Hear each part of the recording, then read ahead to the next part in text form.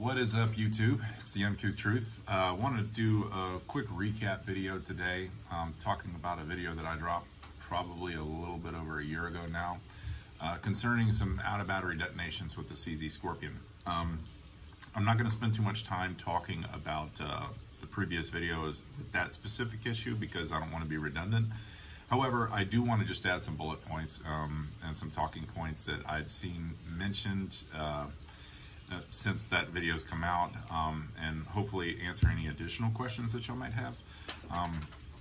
In addition to that, I'm sure a lot of you probably already know there's a company called Nexus Firearms that is coming out with an upgraded bolt for the CZ, and I haven't got my hands on one yet. I'm hoping to get one soon because they're about to drop. And whenever I do, I plan on doing a separate video just basically showing you how to strip this thing completely and transfer the guts from this one onto the new one. And while I have it stripped, I'm going to take some calipers and do some comparisons from the OEM one to the new one, just to make sure everything's good to go. I mean, I paid good money for my calipers, so any excuse that I get to use them, you better believe I'm going to take full advantage. Real quick, let me pull the camera real close. That way we can talk about just a few things. All right, so in the previous video, I explained what this was and why it's important. There is some additional information that I want to share with you. Now, as you can see right here, there is a significant amount of peening going on, okay? And what that's from is because this, like any other 9mm blowback action bolt, is moving extremely fast to the rear, and whenever it does, it's resetting the hammer right along this path right here. And unfortunately, the material that this is made of, which is 4140 steel, is just not strong enough to take the impact from the face of that hammer whenever it's being reset.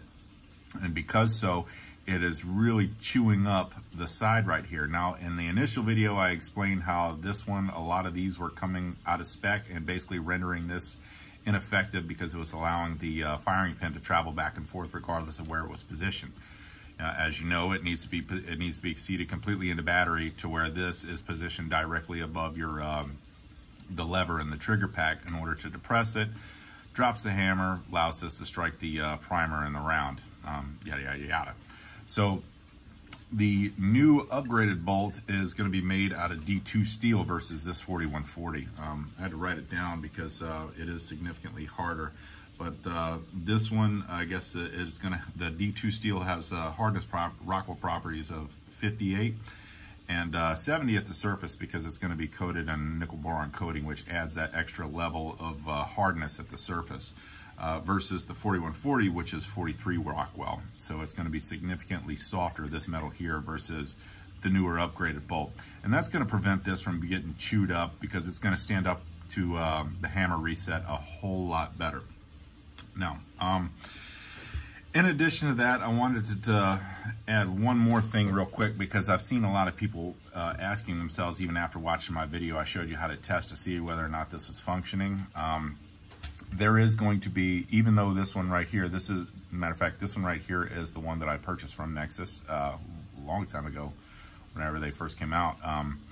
This one works perfect, and even though it's working great, there is going to be a little bit of slop in your firing pin, okay?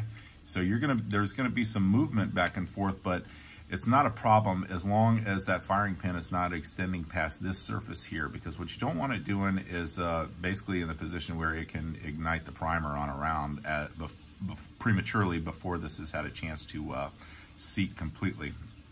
I saw just as recently as yesterday, of course, old news for some of you, there was an out-of-battery detonation, and they actually did show this, and this thing was almost completely sank in because the lip on the side here was so peened over that it obstructed the path of this and allowing this to do its job. So, you know, like I said in the previous video, I think there may be a lot of out-of-battery detonations attributed to the fact that this is not working. And there was an initial part that was included in the original design of these, in the original trigger pack, called the safety sear. Now, for those of you who don't know what that was and how that worked, even though you can't get your hands on one, I figured I'd go ahead and take the time to explain how it works, okay?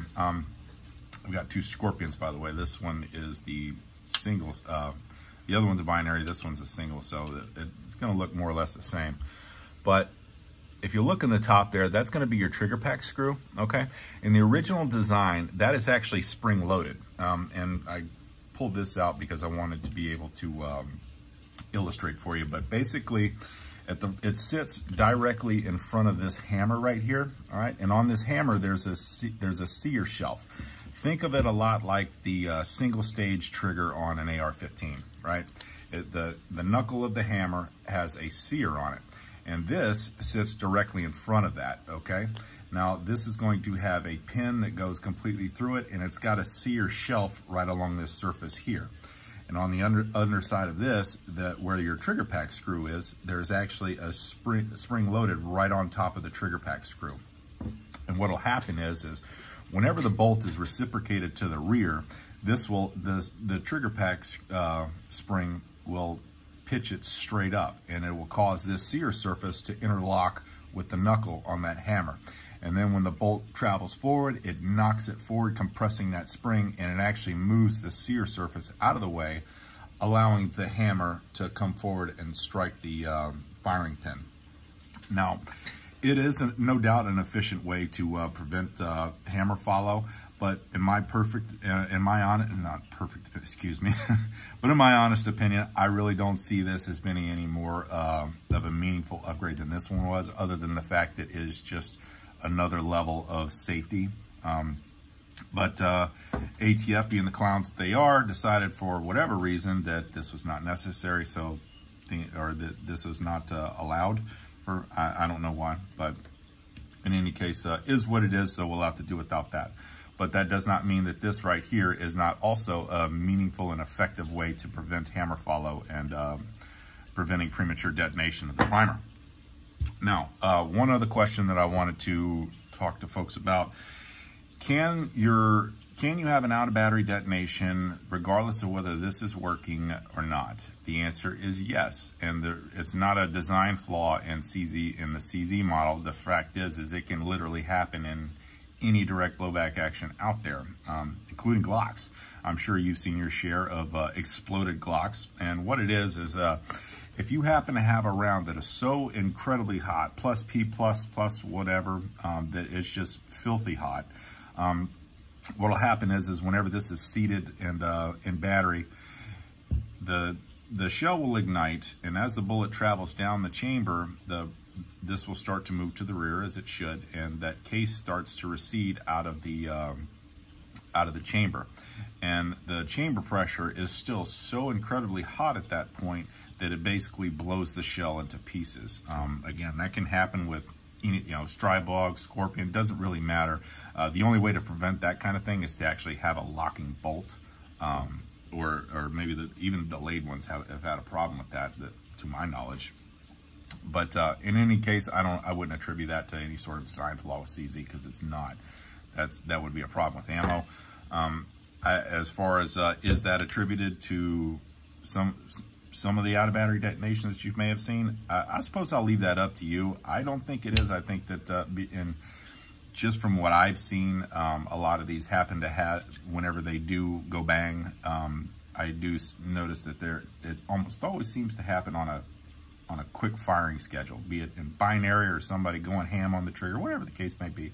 But then again, that's my personal opinion, and that's coming from a sample size of whatever I happen to have seen. So take that information and do with it what you will. But just so you understand how that even if this piece was included in the original S1 pack, that would not prevent an out of battery detonation due specifically to extraordinarily high pressure rounds. Extraordinarily high pressure rounds, that's just an issue that any blowback would have to deal with, even pistols. So hope that answers some of your questions. And also one other thing that I wanted to cover. This not only serves as the function of preventing an out of battery detonation due to hammer follow, because as I said, it needs to be seated completely forward, but this also serves the function of a drop safety. Okay. I haven't really seen any cases of that, but then again, you got to figure how often does somebody slam the crap out of their Scorpion on the ground with a live round in the chamber. I don't imagine that that's the kind of thing that happens often.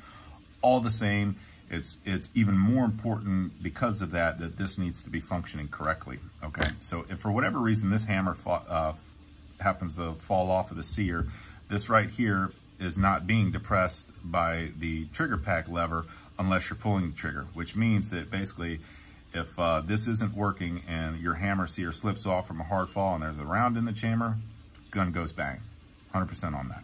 So that's just another reason that I want to highlight of why it's important for this to be working. So I hope that really informs people. And if you have any more questions, let me know.